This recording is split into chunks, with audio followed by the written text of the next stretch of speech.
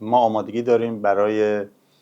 یک আমরা پیمان চাই পুরো بزرگ মধ্যপ্রাচ্যে امنیتی در একটা টেকসই خاورمیانه শান্তি চুক্তি স্বাক্ষর و হোক। کشورهای اسلامی আমাদের প্রথম خاورمیانه কথা, پیمان ইসরায়েল محو সহ মধ্যপ্রাচ্যের সকল تجاوز দেশ নিশ্চয়তা দিতে হবে به আমরা اصطلاح পরমাণু امضا বোমা کنند و বানাবো না, پیمان امنیتی এবং مشترک رو با هم মধ্যপ্রাচ্যের دیگه কোনো امضا দেশে کنند یک বিদেশি کشورهای সেনাদের اسلامی در ঘাঁটি خاورمیانه থাকতে ولی পারবে না, متاسفانه এবং اراده এই در অঞ্চলের خاورمیانه দেশগুলো برای صلح নিজেদের وجود নিরাপত্তা نداره নিজেরা و নিশ্চিত ریشه করবে। همه این مشکلات هم به اسرائیل و آمریکا برمیگرده ولی তবে متاسفانه আমরা এ اراده বিষয়ে در এখনো কোনো خاورمیانه برای صلح আশা وجود দেখতে نداره পাচ্ছি না। و ریشه همه این مشکلات هم به اسرائیل و آمریکا برمیگرده و اگر بتونن ما رو شکست بدن আপনি و নিশ্চিত کشور ما থাকতে رو পারেন, نزدیک ওরা کنن যদি و আমাদের পরাজিত اسلام করতে পারে বা আমাদের দেশকে বিভক্ত করতে اگر পারে, بتونن ما رو তবে এর شکست পরবর্তী بدن দেশ و হবে کشور ما رو সৌদি আরব, نزدیک کنن মিশর, سراغ পাকিস্তান, عربستان অন্যান্য دیگه দেশ। ترکیه و سایر کشورهای اسلامی و پاکستان خواهند رفت و ما هم ملتی هستیم که